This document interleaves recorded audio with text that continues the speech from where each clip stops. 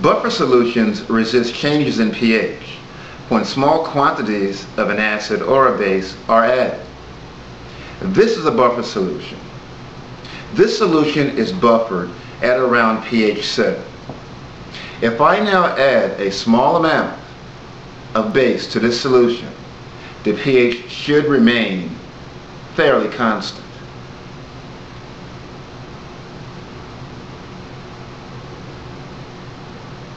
Buffer solutions contain an acid component and a conjugate base component.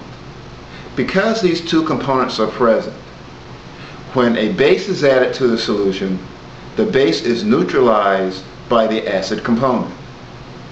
If an acid were added to the solution, then the acid would be neutralized by the conjugate base component.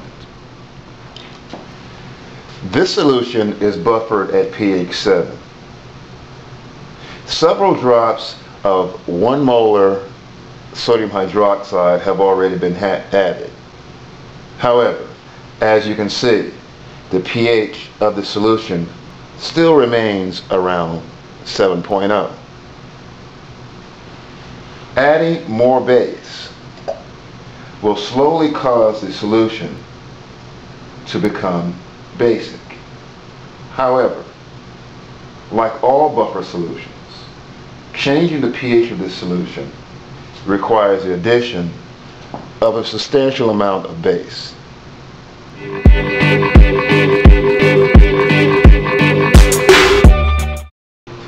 A buffer solution contains a weak acid and its salt. The salt will supply the anion required to neutralize any acid added to the buffer system. In this particular buffer solution, our acid is hydrofluoric acid and our anion is a fluoride anion. Initially, we have 0.300 molar of hydrofluoric acid, no hydrogen ion, and of course our salt concentration is 0.300 molar. As the reaction proceeds towards equilibrium, X amount of our acid will be used up, X amount of hydrogen ion will be produced, and X amount of fluoride ion will also be produced. At equilibrium, our concentration of acid is 0.300 minus X. Our concentration of hydrogen ion is X, and our concentration of fluoride ion is 0.300 plus X.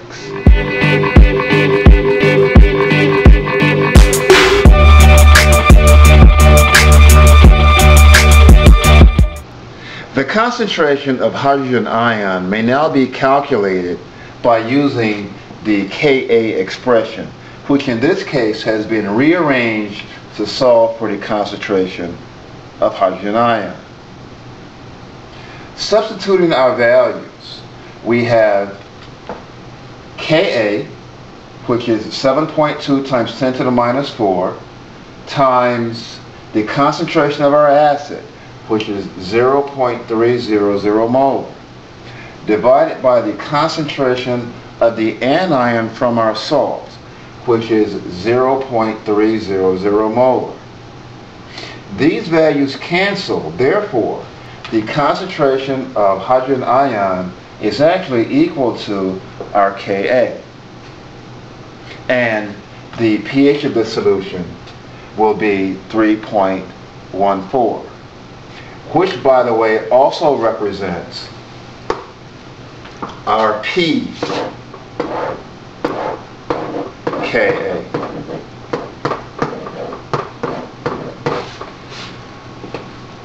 So for buffer solutions where the weak acid and the salt concentrations are the same, the pH will be equal to the pKa.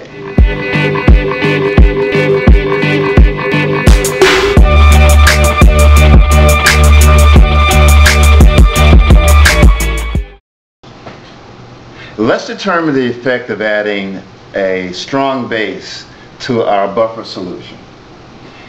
If we add 0.1 mole of sodium hydroxide to 1 liter of a buffer solution containing 0.3 molar hydrofluoric acid and 0.3 molar sodium fluoride, what will be the new pH? The first step is to understand how the buffer solution will handle the addition of a strong base. In this case, the acid, the hydrofluoric acid, will consume the hydroxide from our base, which will produce water and more fluoride anion. Therefore, we initially have 0.3 molar of our acid and 0.01 molar of our hydroxide from our base. In addition, our buffer solution contains 0.3 molar of our salt. During the course of the reaction, all of the sodium hydroxide will be consumed by the acid, so both concentrations will decrease by 0.01 molar. The concentration of our fluoride anion will increase by 0.10 molar. This will give us a final concentration of 0.290 molar for my acid and 0.310 molar for the anion.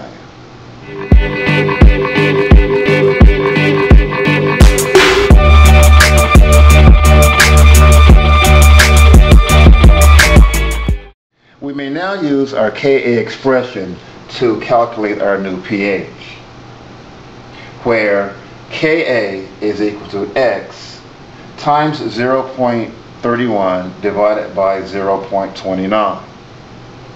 Rearranging our expression to solve for X, we have X, which is equal to the concentration of our hydrogen ion, is equal to our Ka value, 7.2 times 10 to the minus 4, times the concentration of our acid, which is 0.29, divided by the concentration of our anion, which in this case is 0.31.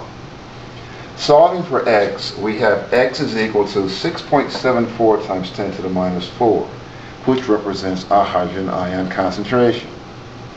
Taking the negative log of this value, we have a new pH of 3.17.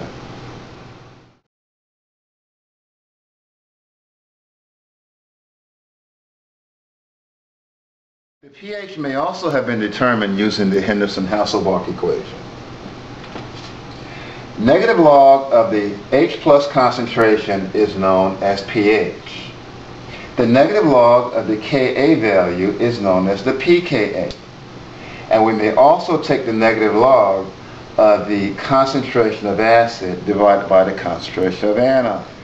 Inverting the log terms, the Henderson-Hasselbalch equation becomes pH is equal to pKa plus the log of the base or the anion over the acid. We now find the pH simply by inserting our values, where pH is equal to 3.14, which represents the pKa of hydrofluoric acid, plus the log of our anion concentration or base concentration divided by our acid concentration. And this gives a pH that's equal to 3.14 plus 0.0289. And of course our final pH value will be 3.169, which may be rounded to 3.17.